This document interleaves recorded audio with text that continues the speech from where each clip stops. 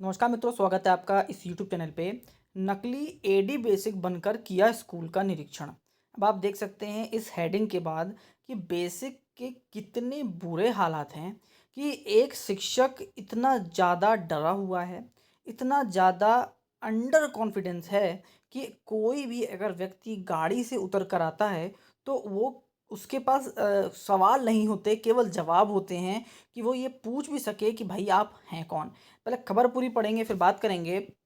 तो मंडलीय सहायक शिक्षा निदेशालय एडी बेसिक लखनऊ मंडल श्याम किशोर तिवारी के नाम पर किसी दूसरे व्यक्ति ने एडी बेसिक बनकर सीतापुर के स्कूलों का निरीक्षण कर दिया।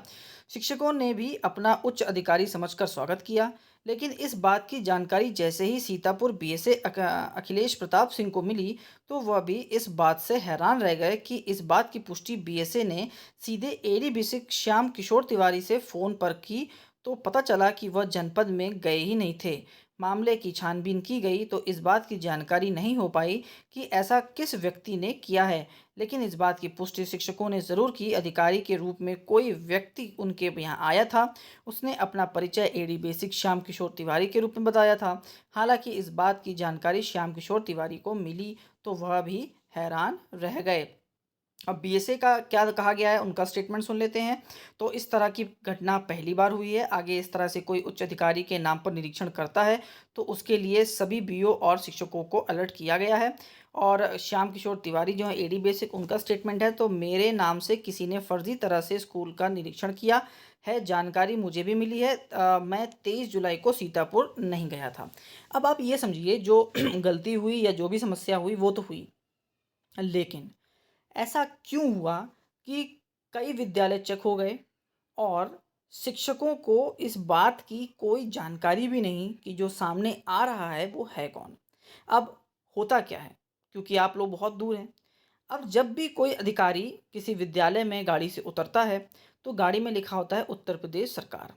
और जब उत्तर प्रदेश सरकार लिखा होता है तो ये माना जाता है कि कोई अधिकारी ही है जो विद्यालय आया है, क्योंकि विद्यालय बड़े से बड़ा अधिकारी से लेकर भाई साहब चपरासी तक चेक कर सकता है।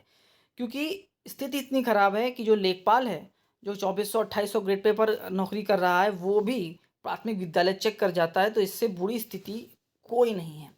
जब कोई अधिकारी आया, आते ही अपने हाथ में एक मोबाइल लिए होगा, एक डायरी लिए होगा और साथ में जो उसका ड्राइवर होगा, वो भी ज़रूर चल के आता है। अब ये समझिए जो वो ड्राइवर है, जो ना तो परमानेंट है और इसका कोई अर्थ नहीं है, वो भी उस वक़्त शिक्षक से ज़्यादा औकात रखता है, क्योंकि वो भी अपने मोबाइल निकाल कर फ़ोटो खींचते हैं, वीडियो बनाते हैं और आप मानेंगे नहीं कि वो शिक्षकों को हड़काते भी हैं।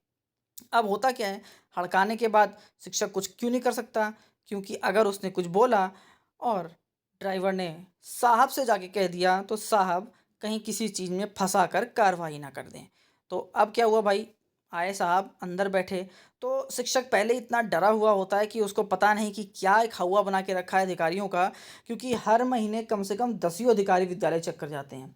तो भैया आया, बैठा, अब उससे पूछा कि सर आप कौन हैं? और बता दिया कि भाई मैं एडी बेसिक हूँ। अब आज तक एडी बेसिक की शक्ल तो देखी नहीं हूँ। अरे आप ये मान के चलिए साल-साल हो जाते हैं, लोग अपने बीएससी तक की शक्ल नहीं देख पाते, एडी बेसिक की तो बात ही अलग है। अब एडी बेसिक साहब आ गए, उन्होंने अपनी जो निरीक्षण किए, जो गलती पाई, क्या पता किसी से पैसा भी ले लिया हो, भगवान जाने। और उसके बाद डाँट-डपट के, क्योंकि देखिए एक विद्यालय की व्यवस्थाओं में कितनी कमियाँ हैं, आप इस चीज़ का अंदेशा नहीं लगा सकते। एक छोटा-सा केवल आपको एक एग्ज़ाम्पल देता हूँ कि अगर कोई बच्चा, छोटा बच्चा स्कूल के अंदर पॉटी भी कर देता है ना, उस पॉटी को साफ़ कराने की दम एक प्राथमिक शिक्षक के पास नहीं है। क्योंकि वो किसको फ़ोन करेगा? सफाई कर्मी को। और सफाई कर्मी के पास एक नहीं 50 बहाने हैं और वो साफ मना कर देते हैं कि सर जी हम नहीं आ सकते। अब आप ये समझ लीजिए, उस पॉटी को कौन साफ करेगा? क्या शिक्षक खुद से करेंगे या शिक्षा मित्र करेंगे? क्या कोई व्यक्ति नामित है उस चीज़ को करने के लिए? इसी प्रकार से विद्यालय में गंदगी पड़ी रहती है। आप बोलेंगे कि टॉयलेट्स की बात, देखिए टॉयलेट बने हुए हैं, उनमें ताला बंद है, लेकिन कहीं न कहीं टॉयलेट्स ऐसे बने होते हैं जिनमें आप अगर दीवार फांद लें तो आप अंदर जा सकते हैं। तो गाँव के कुछ महानुभाव लोग उसी में आकर पॉटी कर जाते हैं, ताला बंद में पॉटी कर जाते हैं।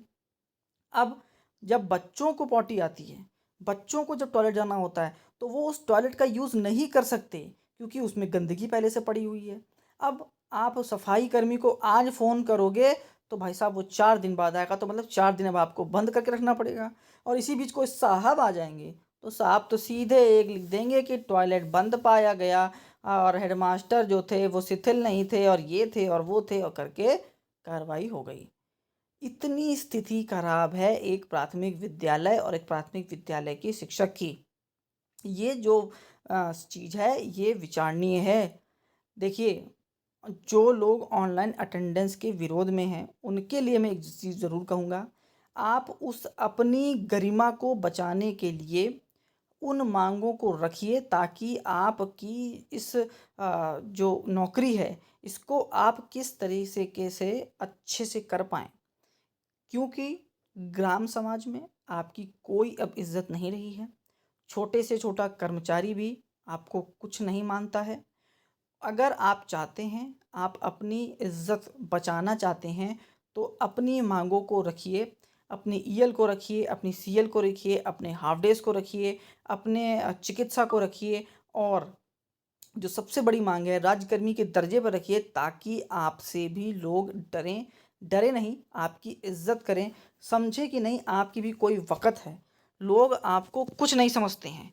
और इस तरह की जो एक घटना दिखाई गई है कि एडी बेसिक इस तरह की घटनाएँ कई बार हुई हैं। कोई न कोई फर्जी अधिकारी बनकर आता है, पैसा लेता है और निरीक्षण करके चला जाता है। और शिक्षक इतने दबाव में हैं, इतने डर में हैं या एक स्थिति मान लीजिए कि अगर साहब पे उँगली उठा दी कि साहब अपना आईडी कार्ड दिखा लीजिए, तो साहब की तो बहुत बड़ी बेइज़्ज़ती हो जाएगी। तो कोई व्यवस्था होनी चाहिए कि अगर कोई व्यक्ति आ रहा है और बिना आईडी कार्ड के चेकिंग कर रहा है, तो उस पर भी सवाल उठने चाहिए। भाई इतने अधिकारी हैं, किसी न किसी विभाग में अधिकारी होता है और कोई भी अधिकारी स्कूल चेक कर सकता है। ग्राम विकास अधिकारी से मान लीजिए कोई चला आया, ग्राम विकास विभाग से कोई आ गया, हम क्या जाने भाई ग्राम विकास का कौन-सा अधिकारी है? मान लीजिए कोई बीडीओ आ गया, सीडीओ आ गया, ऐसे कितने अधिकारी हैं जिनको हम जानते भी नहीं हैं। अरे हम कह रहे हैं मान लीजिए सेल्स टैक्स ऑफिसर आ जाए, अरे हम उसको क्या जानें? इनकम टैक्स ऑफिसर आ जाए, उसको हम क्या जानें? किसी भी विभाग का कोई अगर व्यक्ति आता है उसको हम कैसे जानेंगे?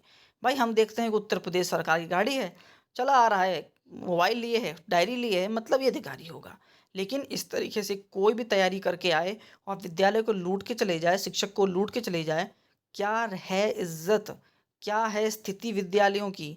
आप अगर ऐसा कुछ है, आपको जिस विद्यालय में जिस अधिकारी को चेकिंग करने भेजना है, या तो उसकी सूचना हेडमास्टर को दीजिए या फिर जो अधिकारी आ रहा है, तो भाई वो अपना आईडी कार्ड लेकर आए कि पहले आए, अपना परिचय दे, अपना आईडी कार्ड दिखाए, तब जाके विद्यालय चेक करे।